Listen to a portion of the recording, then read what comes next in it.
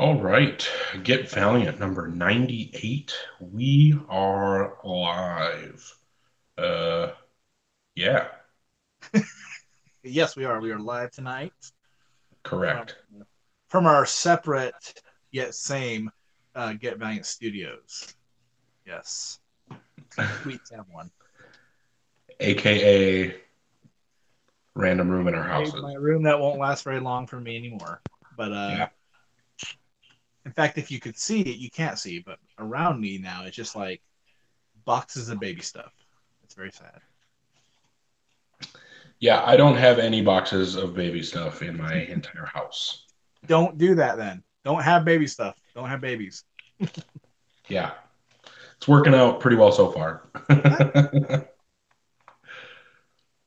um even no matter how old your kids are, you don't get a good night's sleep. So if you don't have kids and you like to sleep, stay the path you're on. yeah. I mean Yeah, it's working, like I said, it's working pretty well for me so far. Um cannot get my stuff to look good. I didn't have any time to get things ready. Unacceptable. I know. I've had like no time for anything. Yeah. That'll happen with the whole Yeah. kids thing. Yeah. All my free time is spent at the hospital. So it's been a busy week. But But on the so plus side, you have a baby. yeah. And this week I've got to hold him a lot more. It's been really neat. Little little Archer, he's awesome. He's almost up a pound since like we adopted him, which is nice. So we've seen him gain Crazy. like 3 or 4 more pounds, and he can come home, which will it'll probably take like 2 months, but that's okay. We want him home and healthy when he's ready. Yeah. Well, gives you time to prepare if nothing else. Yeah. So hey, I had a question. We were looking. There's a link that you posted on the Get Valiant Facebook group Yeah. about a new writer coming on for Bloodshot Rising Spirit. Yeah. So it looks like even though there's already two guys working on the book, Lonnie Nadler and Zach Thompson, is that right? Yeah, Zach Thompson. Now they have Kevin. I'm gonna butcher his last name. Kevin Grievous or Grievous or something like that. Yeah, I'm not really sure. I just assumed it was Grievous, but I have no idea if that's Yeah, actually I think it accurate. is. I mean, I've been to panels I've been to conventions he's been at, and I'm pretty sure that's how his name's pronounced, but I'm not sure. He does have the deepest voice of any person I've ever listened Yeah, to. it's true. Like, I bet if he sang death metal, he'd be the fucking most gnarly vocalist. But I'll tell you, he wouldn't. He's a very Christian guy. I looked at his Twitter, and I'm pretty sure there's no death metal there, unless there's like some Christian death metal. I don't know. That Anyway, does exist. beside the point, it's kind of weird that already with the second issue of a book that's launching, which would be a big launch for Valiant also, the two guys to write the series are already not on a second issue, and we're already falling to a different guy writing it. What do we think of that? So I think that he's actually going to get writing credit on the first issue. Oh, really? I'm not 100% sure, but I think so. And then he's got the solo writing credit on issue two. And I think that my guess is going to be that um, Nadler and Thompson. Um, oh, Jason, we'll get there. We'll get there. Um, One tragedy at a time. yeah, one tragedy at a time, Jason. Well, and maybe it's not a tragedy. I don't know how Kevin Grievous is at writing, so I don't know. I mean, he's obviously a creative person. He's a very, he's a successful actor. Um, he's, you know, I mean, I can't imagine that they're just giving him the title for no reason. I would imagine that he must have a pretty solid grasp on how to write the book. Um, but anyway, my guess is going to be that Nadler and Thompson came on with the intention to write, at least an arc or two, something. And um, I would imagine that they probably came up with, the idea of what the book was going to be and probably sketched out, you know, a plan, at least for an arc, if not, a 12 issue series. And then probably what happened is they've been getting bigger and bigger work. It's possible that they got an offer from Marvel that was more appealing to them than working in the Valiant universe on Bloodshot. So they ended up, walking away from their Valiant work, and then Valiant had to find somebody to take over. And I would imagine that they, have pitches from several different people wanting to write their characters. And so they must have taken, somebody that they felt could carry the torch from what Lonnie and Zach had planned. So my guess is going to be that Lonnie and Zach probably had a plot outline, at least for the first arc, if not more. And then Kevin will come in and flesh out that the remainder of the first arc after the first issue, and then move on and do as much of the rest of the series. But something that has stuck with me is Elliot Rahal saying that, or Rahal, I think it's actually Rahal, and we've been pronouncing it wrong this whole time. But Elliot was saying that he felt like just the fact that he took Quantum and Woody over from Kibblesmith should have told everybody that that book was doomed. And so I'm worried that, Zach and Lonnie walking away from Bloodshot Rising Spirit means that that book won't last very long. Because I think it was originally solicited as an ongoing, or am I remembering that wrong? No, it's solicited as an ongoing, and I've noticed that Valiant has done the pre-order editions for the first eight, and they're also doing the same Oh, thing with Livewire, where yeah, Livewire is an ongoing. It's the first eight are solicited for pre-order, and I think the thing that confused a lot of people within the community was Valiant saying that the series was only going to be eight issues, or were they saying that just like the first portion of the pre-order editions would be just eight issues, and then there'd be additional possible storylines that follow? But it does seem really weird, and I can't really make up my mind what I think of it because obviously nobody's saying anything. Just, the only thing that's being said is that there's a third writer coming on, and Thompson and Nadler have no writing credit for issue two. right. So to me, and we can get into a little bit with this when we get into the solicitations, but like, it's just really weird that would happen, especially on a really big launch like this. It's Bloodshot. I know Valiant wants to build up the brand really big because they're going to have a movie in a little more than a year that's going to come out. So to have a book like this already have people drop off of it, if that's the case, again, we don't know. It's just really weird. And one thing I noticed yesterday was that Ryan Gaumer, who's our guy at Outright Geekery who helps us out, he had posted some stuff concerning Valiant's plans at New York Comic Con. And I want to say that like Nadler and Thompson have a signing at the booth. I'm not positive. I thought they might have. I think you're correct. I think I remember seeing that they were going to be at the Valiant booth. So to me, I'm just like, would they even like put in that kind of effort for dudes that are just gonna be there for like one issue, and that issue won't even be out yet. They may have when New York Comic Con rolls around, they'll probably have like their little like retailer editions that they have at all the big shows. Well, they already released that like script Oh, version of it. yeah, script book, yeah. Never mind. So I don't know. It's really weird. I mean, it would be kind of to me like it feels weird if those guys are really off because I feel like they sold the Rising Spirit bundle as being like, hey, here's eight issues of these two dudes Yeah. crafting Bloodshot's backstory. Like that's kind of not right.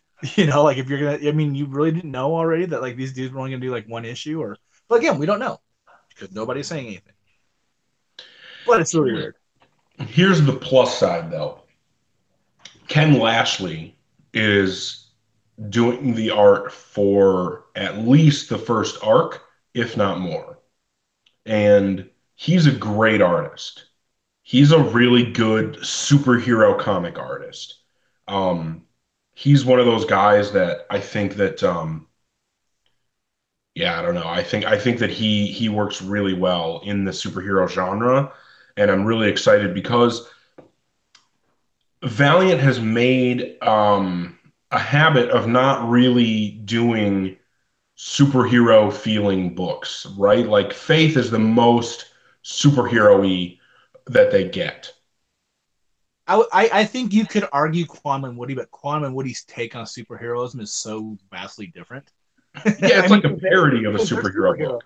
they're just not good superheroes. Right. Well, and their book is like a parody of a superhero book more than it is a straight superhero book.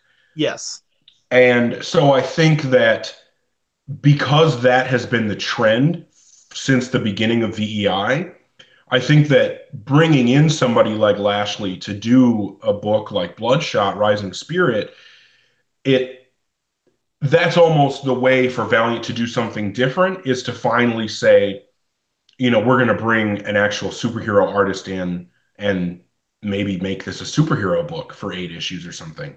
I don't know. Um, I'm not going to be like, I'm not going to be really upset if we only get 8 issues of this series. I think that there, I think that there is something to be said about the quality of, a relatively short run. If we look at books like Ivar, I think that that was an amazing 12 issue run that had it been forced to go longer, it wouldn't be like it wouldn't have the impact that it does. You know what I mean? I agree Because with that. the way that those three trade paperbacks, like if you read them all as one thing or the hardcover, if you read it all as one thing, it's one 12 issue story. And you can see how it's broken up into three parts, but it is one 12 issue story. And if you would have tried to force that book to go to 24 issues or 50 issues or whatever, I think that you would have lost the potency of what that title was able to accomplish in those 12 issues. I think similarly, you know, there's a good chance that we can get a really solid, strong run out of 8 issues of Bloodshot Rising Spirit. That's the other thing about it too is remember this is going to be like a prequel to the 2012 Bloodshot.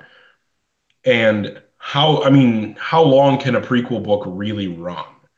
How much material is there before we pick up that first issue of Dwayne Swazinski's run? You know? Well, I feel like the common knowledge of all of this would have been if Valiant does a story set prior to the 2012 launch, then the sand's already pouring from the hourglass, and when it's done, the book's done. You can only do so many issues, and I think Valiant's going to want to do something really large for when the movie comes out, and they're not going to want to have their Bloodshot book be set in the past Yeah. where people don't really know exactly what's going on. So I mean, to me, like you almost, I mean, it'd be better almost if they just build it as like a maxi series. Like this is just gonna be 12 issues, or it's gonna be eight. And I'll take 8 really good issues over like 12 kind of good issues. If the quality's better over 8, give me 8. If the quality's not as good over 12, just shorten it. But I mean, I feel like everybody should know that this is probably just going to be a series that only exists to get the fans, a little bit of bloodshot until the movie comes. Hopefully by then they're able to square away like the lineup that they want on the book for a big launch. Because this is just my opinion.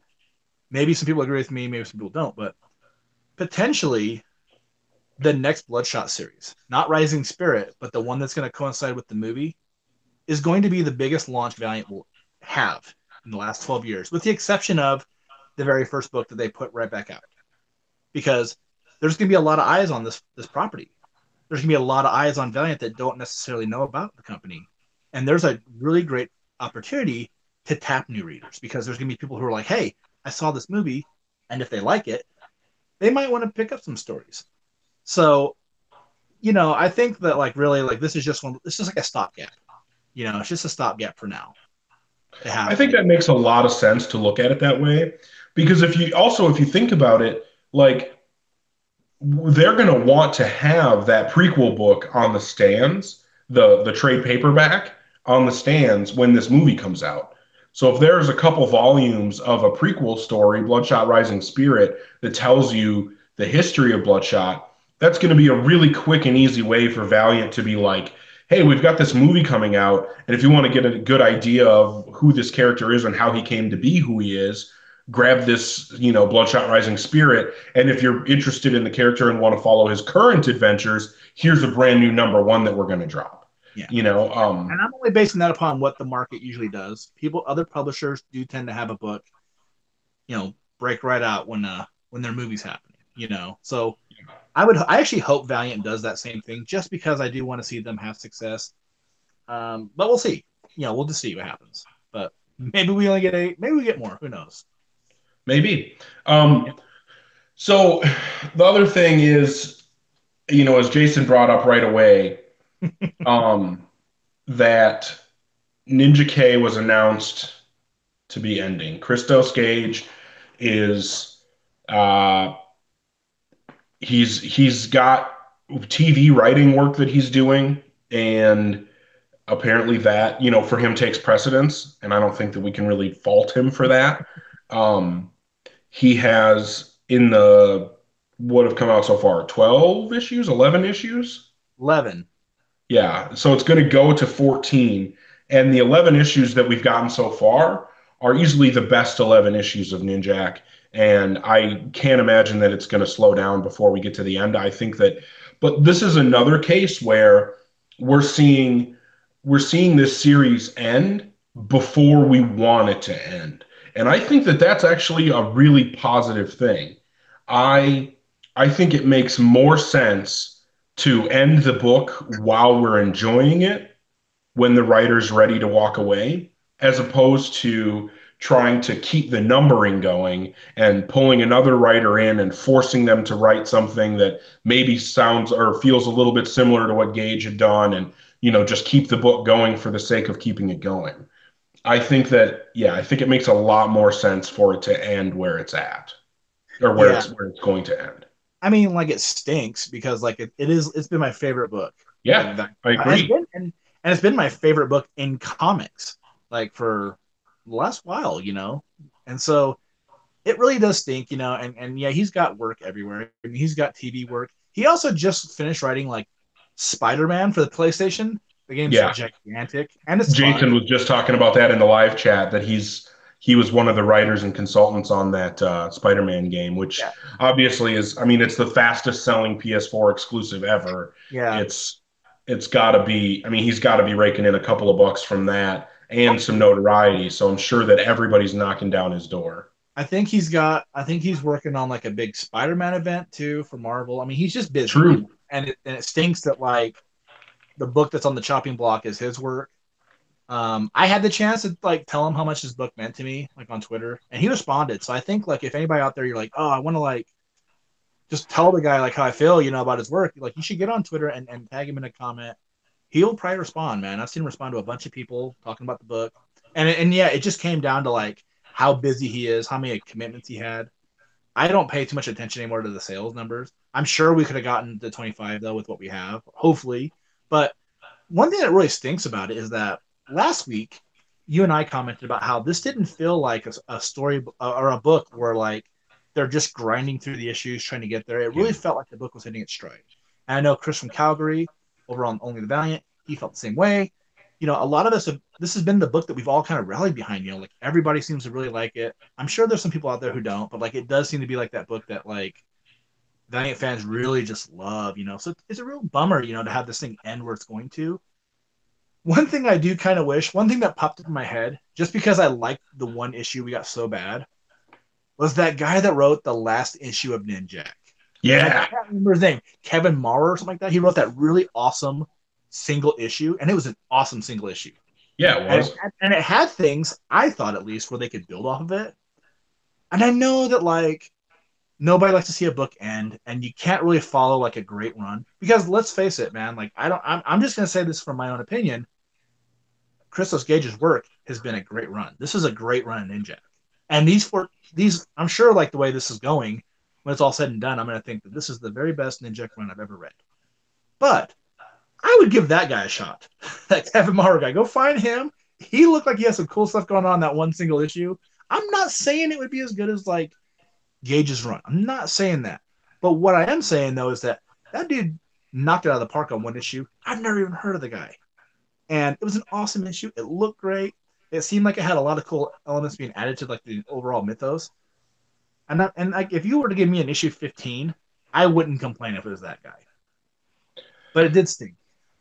It Yeah, does. I mean, I'm bummed to see it go, but here's the thing. I know Jason is speaking for himself, but he's also voicing something that a lot of people are saying, which is, they want high number tentpole books with characters like Ninjak, Bloodshot, Exo, Shadow Man. I'm sure some people would want to add Archer and Armstrong to that list. Um, people want long, ongoing books with these tentpole characters. And William is saying that he knows people who have walked away from reading Valiant because they don't want to deal with miniseries after miniseries. I understand that. I do get that. But here's the thing, guys. I think the vast majority of us Valiant fans got into Valiant because it's different. I can understand how, from a marketing and a branding perspective, you want these tentpole books to keep going. And selfishly, as a fan, I would love to have an issue 50 of Bloodshot. I would love to have an issue 100 of Exo Manowar. I'm not disagreeing. But at the same time, if Valiant was a company that allowed, branding and marketing concerns to dictate what they do with their comics, they would not be the company that they are. They wouldn't be the company that Dinesh created, and they wouldn't be a company that I would feel as loyal to because while we might not agree with every decision that they make, if they're genuinely making the decisions with the best interests of the books and the stories as their first priority, then at the end of the day, I'm behind those decisions. Even if it means ending my favorite book in comics right now, I would rather see that than see them, either try to force Chris Gage to keep writing and have him crank out low quality books just to keep the book on the stands, or throw another writer in just to try to keep the book going. I would much rather see it end than see it, carried on, as a shadow of what it is now. I would much rather see it end strong than continue weekly just to have the higher numbers and just to have the book going. It's more important to me to get the best stories than to have the book on the stands every single month. Yeah, one thing I wish that Valiant would do, and I know Valiant likes to do its own thing. They've set their own path in comics. One thing I like that Marvel has done is Marvel has brought back the legacy numbering while still maintaining like what the number of the current run is. Mm-hmm. So like some books will be like this is issue 1, but it's also like issue like 689 or whatever of like Avengers. And I think that's a great way to maintain like what's going on now. You're still numbering it like, issue 2, issue 3, whatever. But there's still that little thing where it's like, hey, people who care so much about like, print legacy, the print legacy of the book. Here's that for you too, just like those little things. I don't know if like there's anybody out there who's like, oh, I hate this, because you still know what number it is. It's still keeping count, of like where you're at. I get a little bit if you're like, man, we've had like 9 Bloodshot series. I don't know what goes where. We're not there yet, obviously. I think it's pretty easy to follow like what's been going on with the character. But I could see like maybe like if Valiant's still printing books in 10 years, and you're like, man, we've had like 8 different Ninjak books. Like, where the hell do I start? Where do I stop? But that's one thing I wish they would do. Get a little bit back into like the legacy numbering, because I mean, after all, it is a thought in their minds. I mean, they're touting issue 19 as like the 75th issue of Exo Manowar under VEI. So to me, it's like if you care that much, to recognize that, give some of these like people who care about that a little bit of something too, just a little something, that shows like, hey, we still recognize those numbers, and maybe you put it on the inside, like in the lower information that talks about like where the book's been printed at and shit like that. I don't know, but it's a thought. To me, the whole legacy numbering and wanting books to continue every month just for the sake of continuing every month, and just wanting the book on the stands because you like the character and not caring whether or not there is the right writer with the right story. To me, that's just it's petulant. It just seems childish. It just seems like I want this and I want it now. I don't care if it's any good. I want it. And then those exact same people who are crying to have it continue just for the sake of continuing are going to be the ones that, lambast the issues that come out because oh it's lower quality, it used to be better back on issue whatever, it was so much better when this writer or that whatever. To me, I would rather have the books end and new blood come in and do something fresh. The nice thing about when Kent took over EXO is that he got a new number one. There was a little bit of a break between the previous series and his, and he got a chance to come in and just tell the EXO story that he wanted to tell.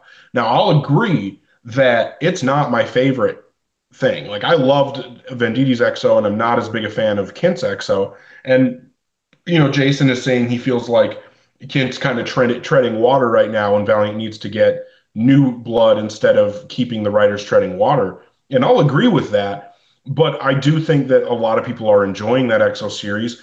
And again, I would much rather have Valiant take risks and end up with a book that I'm not that into than to have them try to, create and stick to a certain formula and just crank out as many books as possible based on that formula.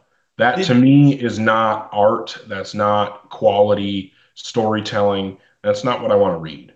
and one thing I think people should always understand too is that like the reason a book gets canceled more often than not, or a book ends. I mean, yeah, there might be a possibility where the writer's like, I only came on to do like 12 issues, 14 issues, but also like, like I look at like say like Wrath of the Eternal Warrior as this example. And that book ended where a lot of us were like, why would you end this book? Like it's so good, it's firing on all cylinders. And yeah, Venditti had like the story that he wanted to write, but then like if you also looked at the sales numbers, they weren't great, man. Like it was a book that sold like 5,000 copies a month, and it sometimes Giant and just publishers in general have to look at those kind of things and be like, do we continue selling a book that's got 5,000? The next arc would be like 4 issues, and by the time that fourth issue comes out of that arc, the book might only be selling like 4,500 copies a month. And then if they go further with it, that book's going to sell like 4,000 copies, and at some point, you have to just be like, shit, man, like we're going to cut our loss on this. It stinks because again, like I'm one of those people who's like, give me a book going, like the main characters should always be represented. You would never have like a DC universe without Superman or without Batman. But unfortunately, the characters here aren't something like that. So I understand when Valiant has to do it. It stinks. I'm not a fan of like when that happens, but I do understand like why it happens. Because they're not really left with much choice. Yeah, I mean, I don't know. I think that the most important thing to me is quality stories. I want stories that matter to the characters, to the continuity, to the universe, and to all the creators and to me as a reader. That's what I want. If that means that every single issue is a new number one, great. Give me new number ones every single month if they're good. If writing the best story that means the most to the creative team and to the readers and to the character and the continuity, if that means a book that lasts until issue 1000, awesome. I'm all for it. And I'm for everything in between. 50 issues in a run, 4 issues in a run, 90 issues in a run. I don't care. That to me, like focusing on those things, it to me it's not what storytelling is about. And at the end of the day, comics are a storytelling medium. And if you are asking the creators who are telling you stories that they should focus more on the issue number and cranking out books with the character and the branding of the character, if you're telling them that that is what their focus should be, then the storytelling itself is going to suffer. So I mean, if you want just any old thing with a character's name slapped on it, then you should be reading Marvel and DC. You should be reading Batman, Superman. You should be reading, the thousandth time that, Wolverine is brought back to life.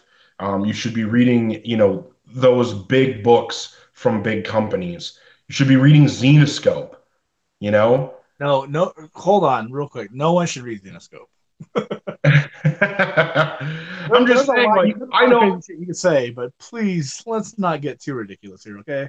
I know a guy, I met a guy that goes to the comic shop that I go to who buys all the Xenoscope Wizard of Oz stupid ass books that they do because he's a fan of Wizard of Oz. So every time that that title gets slapped on any product, he buys it. Man, And he's happy, and that's great. I'm really glad for him that he gets, enjoyment out of purchasing things that say Wizard of Oz on it. But if that's what's important to you, then Valiant isn't the company for you, in my personal humble opinion. I think Valiant has carved a niche for themselves as the company for people who value story above everything else. And if you don't value story above everything else, there are plenty of other places for you to go that you can get, you know, comics where branding is more important and marketing initiatives are more important and numbering on the comic is more important. But to me, what I love about Valiant and the reason that I not only buy and read every comic that they publish, but the reason that I take time out of my week to do a live podcast is because they are a company that focuses first and foremost on story. And that is what's going to give us, in the long run, the best quality comics. so one thing I wanted to go over, or one thing I wanted to rant about real quick, I should say. This was something I noticed in the solicitations that really bummed me out, and I don't know how I really feel about this. So this week when the solicitations came out, there's only 5 books on the solicitations. Okay, I five thought it was books. 6. No, because here's the thing, man. Last month we had Faith, the new Faith series on there, but this month Valiant says on the bottom of their solicitations that Faith will return in January. Now I don't like that, and here's why I don't like that. Because to me that's a way of Valiant saying, "Hey, we're not going to be able to get that book out on time." And Valiant has never had a book ship late. So Valiant, to me, effectively is saying, "Hey, this book's not going to come out on time. We're not going to solicit it." Now I get that, but at the same time, there's a part of me that was actually really saddened by this, where I thought, "Man, like, no matter what you think of Valiant, whether you like the characters or not, they've never shipped a title late. Nothing has ever been late." And to me, this I thought was like a bit of a blow, where it's like, damn, like they don't even have that claim anymore, because they can't even get Faith issue 3 or 4 out on time. I don't know. To me, I was a little bit bummed by it because, again, they've never shipped late on anything, man. It's a bunch of BS. Well, they're still not shipping late because they're not soliciting it to come But out. but they've never skipped months on a book, as far as I know, either. I don't know. I mean, it depends on how you look at it. Rye skipped several months between arcs. But Rye was never set as a monthly title; it was set as a bi-monthly title. No, it wasn't. Yes, it was. It took two No, years for that book to come out. 4 issues came out monthly and then they took a break, and then 4 issues came out monthly and then they took a break. Yeah, I don't know, man. But here's the thing: you're taking one issue out of an entire run and being like, "Well, we can't get that issue out. We're gonna make you wait a month." It just doesn't seem the same. It doesn't seem the same at all. Or like how they did Renegades, and Renegades, I feel like suffered for it big time too. Rye didn't suffer for its delays, or I don't even know if you call it delays. It's just how they wanted to start shipping it, because they don't want to have too many books come out at a time. But See, this, it just doesn't make any sense. If they would have done this with every issue, where they're like, "Hey, every other month you get an issue of Faith," I would understand then. Like, okay, like you don't want too many books out. I only got like 5 books this month. That's going to come out in December. It'll be a very cheap month for this Valiant. comes for me, this comes back to what I was just saying a little bit ago, which is I would rather have them say, I would rather have them say, you know what, there's going to be a month between issues 3 and 4 of Faith Dream Sign than the other two possibilities that I can see. One of the other two possibilities is they crank the book out anyway, rush the art, rush the finishing of the book, and it looks like shit, and then we're going to complain anyway. Or the other option is to claim it's going to come out in December, and then they don't aren't able to get it done, and then they have to tell us later, you know what, this is going to be the first time that we ever don't ship a book when we solicited it. So as far as I'm concerned, of the 3 options available to them, they chose the best one. Yeah, I don't know. I think it stinks, but that's just me, and we can agree to disagree on that. Yeah. No, and obviously, this is all just our own opinions. It's not that I don't think either of us are saying that, there's only one way to think about it. I just think that, again, the most important thing to me at the end of the day is always going to be the story. And as long as the story is what's put first, I'm a happy Valiant reader. So, um, Josh, did I lose you? No, I'm still here. Oh, You not? crazy. I can't see you. Oh, hold on real quick. Hold on real quick. You son of a bitch. Um, yeah, You and I mean, Jason's kind of mentioning that Jody Hauser is working on a Spider. Yeah, I can see you now, Josh. Jody Hauser is working on a Spider Girls three-issue series for Marvel. She's got a Um, lot of Star Wars work coming up too. she's doing a bunch of Star Wars stuff.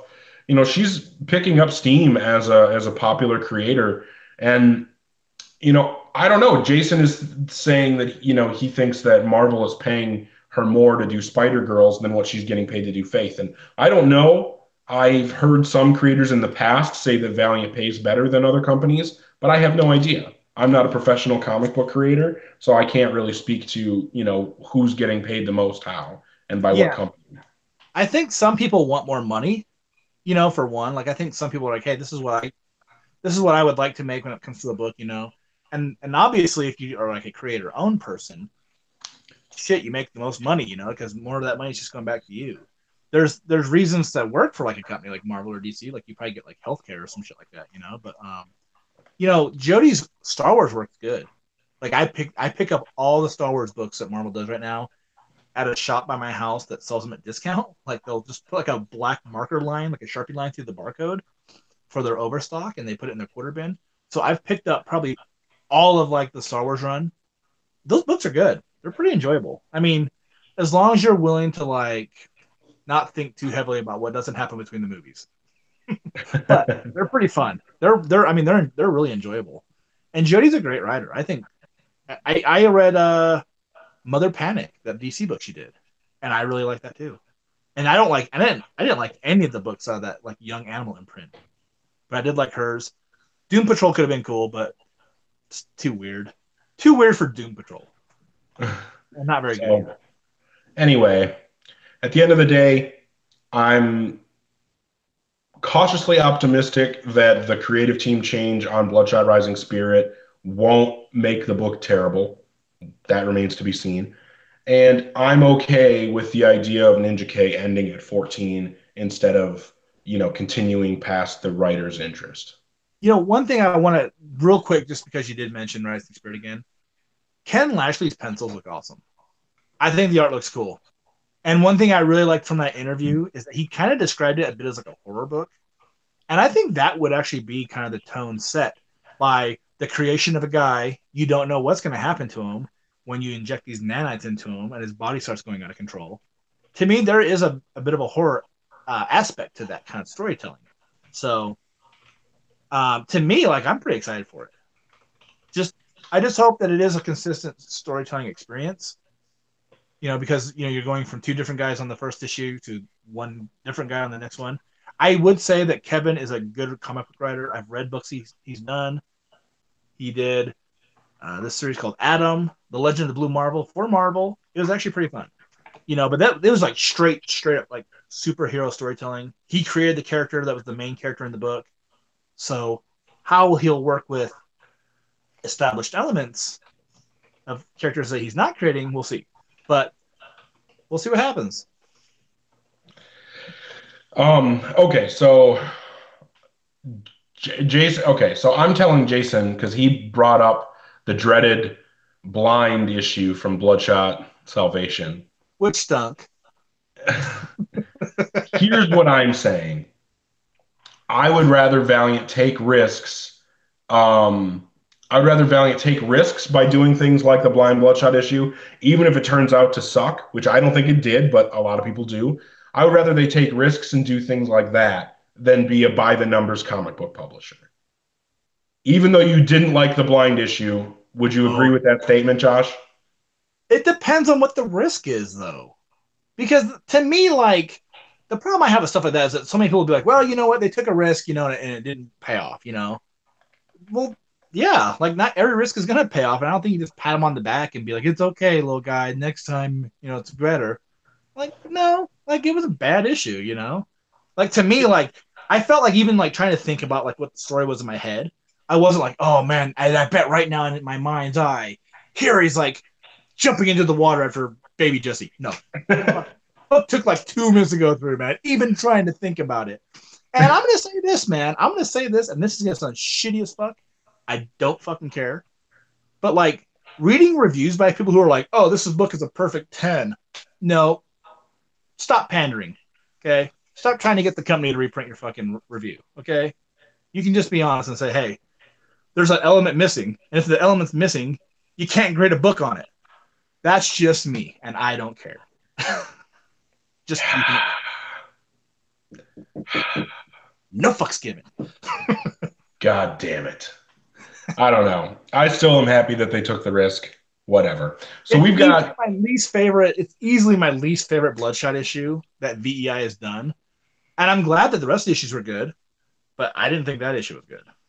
yeah, And no, I I don't hated the think. fact that, and lastly, I hated the fact that I was asked to write a review of it just because they're like, "Hey, do you want to review this book?" And I was like, "Yeah, I'll review it." And I didn't like it, and I was like, "Fuck, I've got to write the review of it," because I don't really like writing negative reviews. I feel like if you're gonna do the work of talking about a comic book, spend it on something that you enjoy. Too much negative shit in comics, Yeah. even if, even No, during I read the will agree bits. with that. And see, this is part of why I don't like talking about like that one arc of Kent's Ninjak run that we didn't like. And I don't like talking about that Bloodshot issue, even though I liked it. I know you don't like it, and I don't want to spend a bunch of time on the stuff that we don't like. So let's move on to better topics. And Jason, I'm glad that you're finding this entertaining. Hell yeah, Uh, Jason. because I'm ready to move on. So we have three books, and man, we spent so much time talking about that other stuff that we should just slam through these. I think. Okay. Um, I mean, I don't want to go too crazy, but um, here's the thing. I will say, I mean, obviously, we're going to go into spoilers. So if you haven't read these books, what the fuck is wrong Spoiler with alert. you? You should have read these books by now, and I'm disappointed in you if you haven't. Um, but here's the thing, man. All three of these books, we've got Britannia, Lost Eagles of Rome, issue number 3, Quantum and Woody, issue 10, and Shadow Man, issue 7. I think that all three of these issues, the biggest thing that they have in common is that they've all three of them are really, really good continuations of the stories that these books have going on. Um, I think Where do you that want to start? like, what's that? Said, where do you want to start? Britannia number 3. Britannia Lost Eagles of Rome number 3. Um, I like. I mean, I like this book. I'm over. I'm completely over the art difference. I know for the first issue of Lost Eagles, I was really bummed that even though Robert Gill is a good artist, it's still really sad that we don't have Juan Jose Reap on this. And I know you'll agree with me on that, Josh. Yeah. But you know what though? I feel like this book has still had storytelling aspects where like, you know, Antonius was had to like stab someone in the face or like Yeah. butcher the shit out of someone. And Robert Gill's not shying away from that. And I actually feel like he's he's doing it in a way where like there's maybe not as much blood, but there's still blood. It's still violent.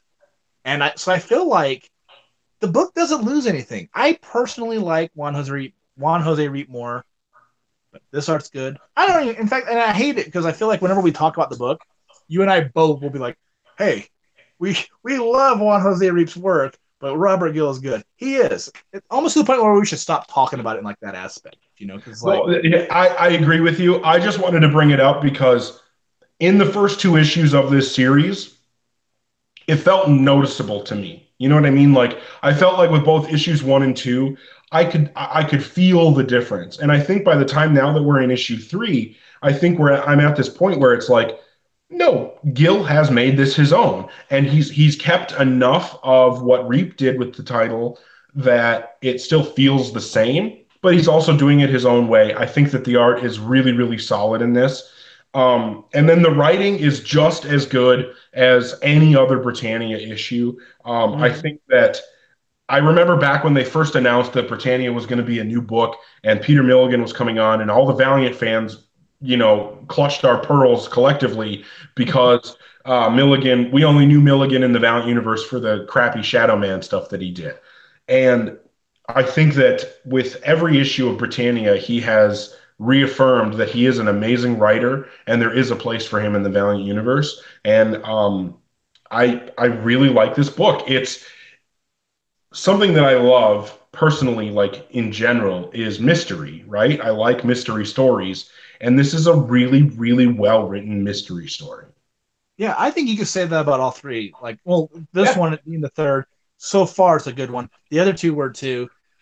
There was some cool stuff to this. I like the fact that like as that the library's burning, and Tony's is kind of trapped in the smoke. Like he has the vision of Rubia, the Vestal Virgin, telling him like giving him hints, and whether it's her, whether it's his mind or whatever, like I love these kind of elements of the book, because it kind of adds like a little bit of like a weird like supernatural like element to the book.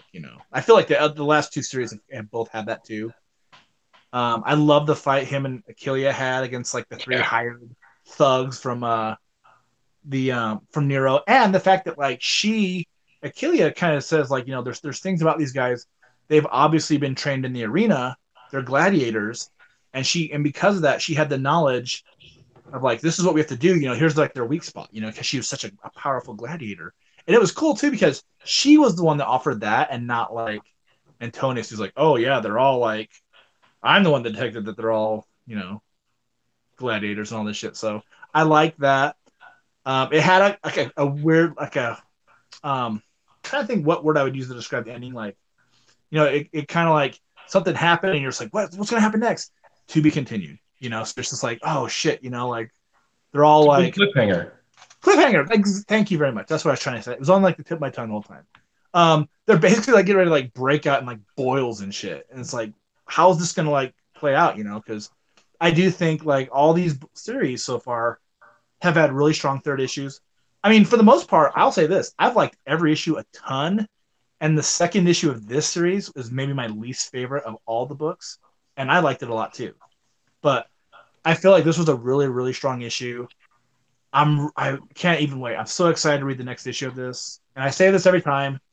Britannia is one of my favorite things that Valiant does, and I think Antonius is great. One thing I do think that this series does lack on a little bit, and I don't think that like it's a negative, like a thing where like I think it should be criticized for. It's just my own personal taste of like the story. Is I wish that like Antonius's like slave buddy Bran was in it more, Oh, because sure. he's like a little bit of like a comedic element. Like he's a bit of the comedy relief. He's got kind of like a sarcastic tone when he speaks, or at least that's how it comes off to me. And He I he is to Antonius what Alfred is to Batman in the yeah, best way. he's really awesome. And so I hope like for one, I hope that we get another series. And two, I hope that we get more of him in it because I do think that like he's a kind of a major character to me at least in all the stuff that goes on. I like Achilea, she's great. I want more Bran. In fact, if you can just give me all three of them, just Yeah. make it like a big buddy adventure with Antonius doing the detecting work. But yeah, I mean this series has been great. I can't wait to see how it ends. Yeah, the only negative thing for me with the next issue is that we don't know if or when the book will come back. That's the only negative for me. I'm really excited to read the next issue. For me, I'm having a hard time scoring this. I don't want to overinflate my score, but I also want to give it the score that it deserves. So I'm going to go with the 4.25. I don't think that it's necessarily a perfect book, but I do think it's a really, really good book in a lot of ways, and definitely something that I recommend.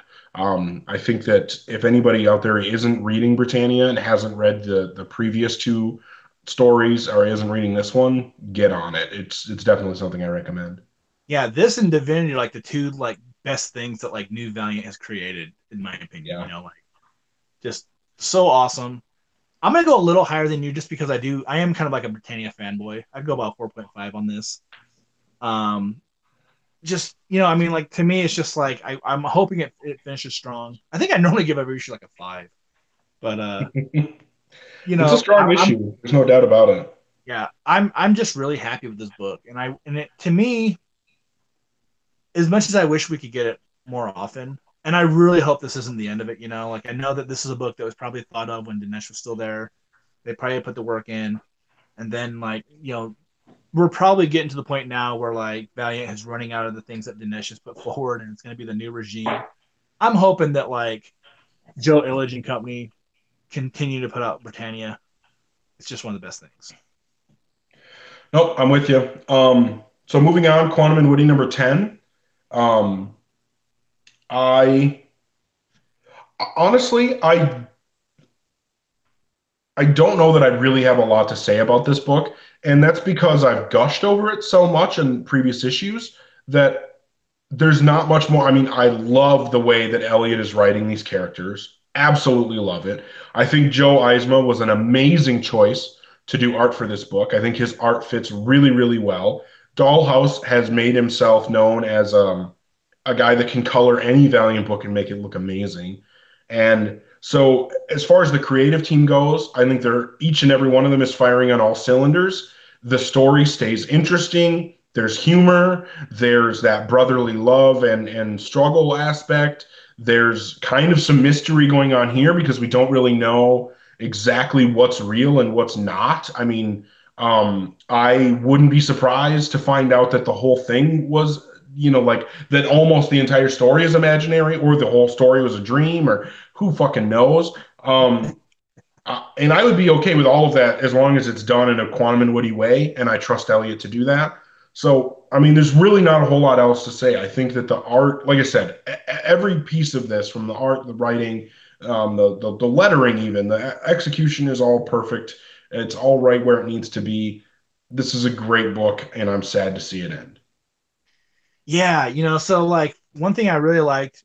So the bad guy of this, he's got like some really interesting abilities. Like obviously he can kind of change like if I'm understanding what he's doing, like he can just change anything.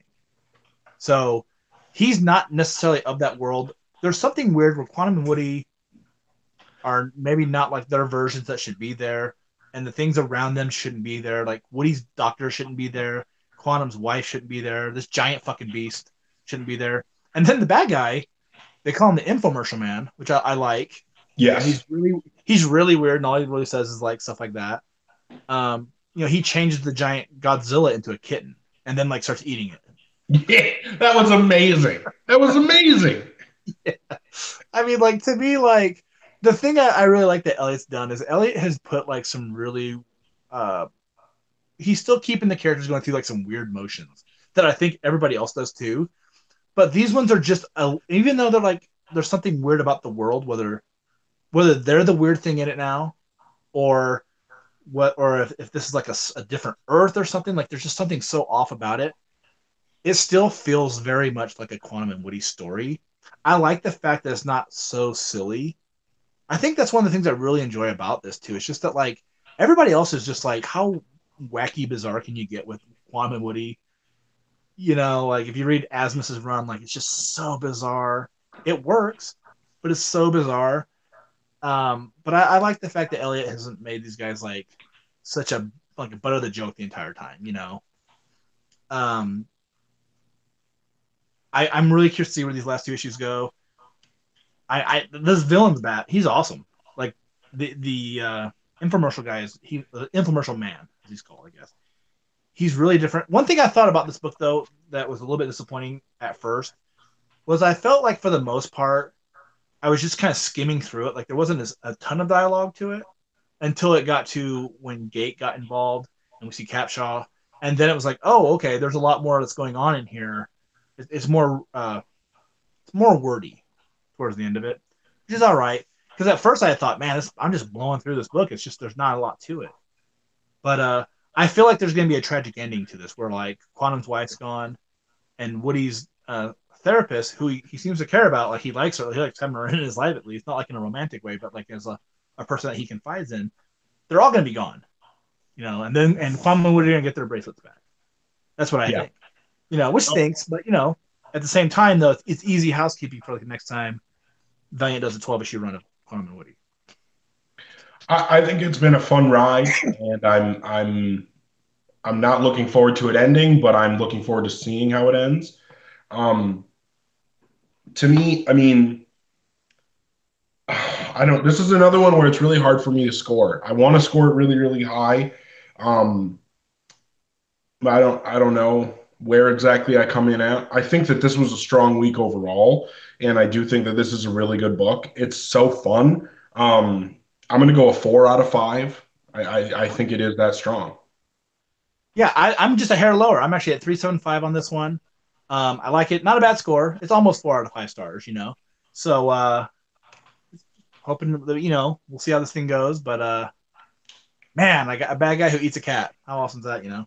That was amazing. And the fact that they discovered from the blood, I believe it is, that there are things that didn't exist on they'd never seen before. The scientists had never seen. So it's just like they all must be from like somewhere different, Yeah, or yeah, well, there's something up. But yeah, yeah. good stuff. We'll find out. I'm interested to see how it concludes. And then the last issue we have to talk about, Shadow Man #7. Um, we've talked so much about Renato Gatus's art, and this is exactly what you would expect from his art. Um, the story, I mean, this again, I do think that Ninja K is a slightly better book than this Shadow Man book, but not by much, honestly. This book is so solid that I wouldn't be surprised if, you know, when Ninja K ends, I think that this Shadow Man run is going to be my favorite book on the stands from any publisher. This is a really, really good book. I really like what uh, Jack is learning about the Loa, and I cannot wait to see him put all that knowledge into action in the next arc. Oh, I totally agree. Yeah, I know this will be my like favorite book because I'm not gonna be buying very much. I have to whittle down my comic book buying by quite a bit.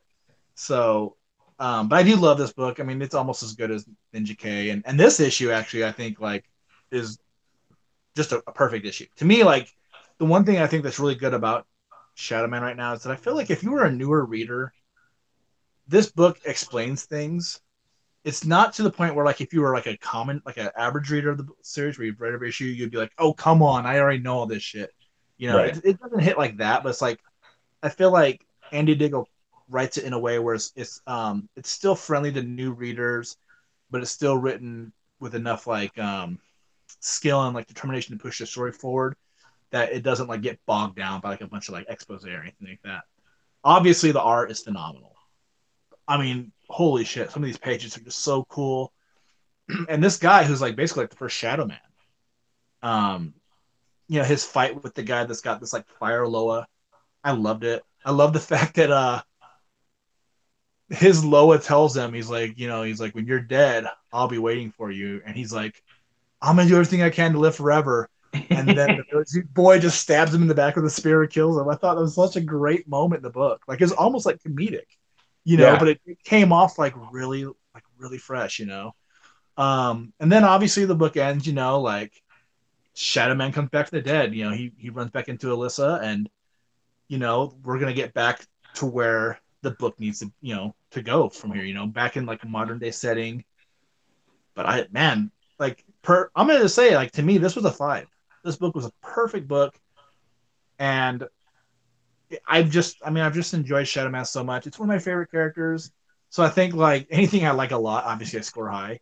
But man, like keep Renato Gatus around, Valiant, please. Like just keep this dude around, especially on Shadow Man, because when we got this look at like the first Shadow Man with like the face paint, getting ready to go fight this dude with the fire Loa, he looked awesome. He had such a cool look, He looked like a way cooler version of the Magpie. So I don't know, just awesome stuff. I'm not quite at a 5 on this one, but this is a 4.75 for me. I think that this is what I've known Shadow Man could be as a book. It's doing such a good job of combining, like there are the little comedic moments, like that guy getting killed, which is amazing that a murder was a comedic moment. Yeah, Um, it's got amazing art. It's got the history of Shadow Man. It's got the reasoning behind why things are the way they are.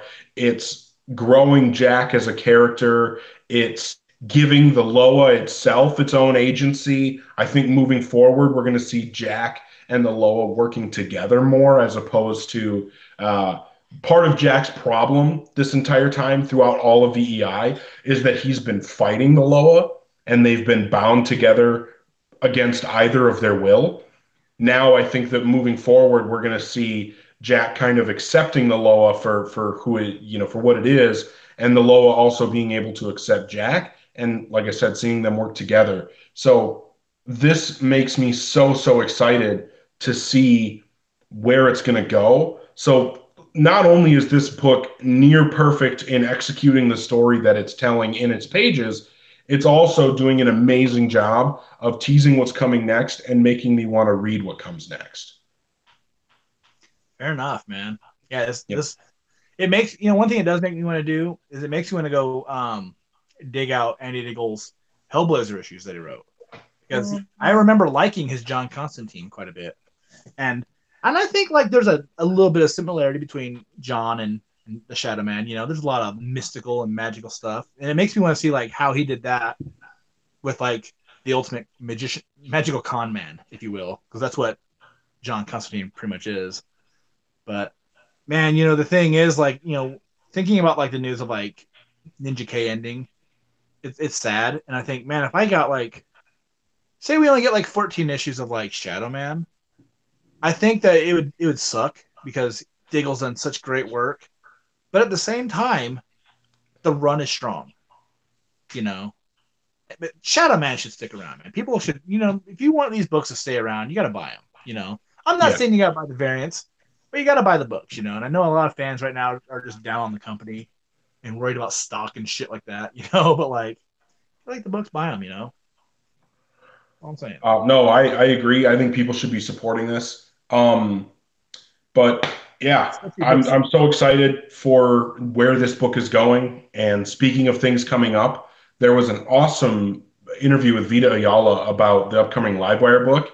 And yeah, I'm so excited for that. It looks like it's going to be so amazing. The Livewire previews that we've seen are just phenomenal. I think that I would be very surprised if it's not one of my favorite books once it starts It, coming out. it's going to look good for sure. There's a 3-page preview out right now, and you see, more of Roll Allen and Patricia Martin's art. And it's the thing that you've come to expect from them. The pages look great, cool layouts, things like that. I don't think there was enough of the story to give me any kind of knowledge of how good Vita is as a writer, but people really like her work. I'm way excited for it. She seems cool. And the thing about like the library book that I picked up for like the solicitations is they're not just playing her as like, oh, she's a hero and here's a bunch of hero shit she's gonna do. Like it sounds like we don't know what she's gonna be yet, And there's probably gonna be like a little bit of a path of like, a lot of fallout that she's gonna have to deal with. That's what I'm most excited for is that Vita has made it very clear that Livewire is going to have to deal with. And the preview showed that, like Livewire is misunderstood and she knows that she's misunderstood, but she also knows why. Yeah, I don't know, man. We can't get too much into it. But it You looks like can't it's get going to be amazing. Um, so speaking of things that are coming, we are going to next week. Oh, coming up in a couple of weeks, actually, we'll be at episode 100, which is absolutely insane. Um, Trying to do some cool stuff, but we'll see what happens. Um, Yeah. I but can next, tell you right now, like having a baby that's a premature baby has really slowed me down on like having time to try to like tie some shit up for the episode. I'm gonna do my best though on my cosplay, man. That's all I can say. I still got my yeah, cosplay idea. See we'll what it. see how everything pans out. But next week we've got three books again. We've got Faith Dreamside #1, which I'm excited for. I think that's going to be cool. We're going to get the Harbinger Wars 2 Aftermath issue, which I'm really interested to see what that ends up being. And I think it's going to kind of lead us into Livewire. At least that's what I'm hoping for. So that'll be cool. And then we're also finally getting the next arc of Exo Manowar, where the Brothers of the Bomb are coming, and I can't wait to see what Kent does, with the next Exo Manowar story. Yeah, I've been down on Kent's run. Like I've complained about it a bit, but I'm actually really looking forward to this storyline. I thought the preview that they had out like a month ago was actually a lot to get me excited about. So I'm hoping for something cool. Kent does no wrong with like any of the divinity slash eternity stuff. So how he throws XO into the mix, I can't wait. Way Yeah, excited. really exciting to see. Um, so yeah, I think that we had an amazing week this week. Next week looks like it's going to be awesome. I know that there's some disappointing news with Ninja K ending. Not sure what to think about Bloodshot Rising Spirit and the changes happening there. But we will move on as fans. Yeah, and I'm definitely not. I don't know. I'm not worried about Valiant as a company. I think that the new management is doing some awesome things. I think we're getting some really good books. I want to thank William and Jason for hanging out with us. Jason, I love that you chat with us in the live chat and give us your opinion. It gives us more things to talk about, and obviously lets you get involved. Maybe we'll have to have you on an episode actually at some point since you join us on a regular basis. We could probably figure that out. Um, but yeah, thanks again, William and Jason, for hanging out with us, and anybody else watching or listening. Signing off, I'm Eric Baumgart. I'm Josh Rathbun.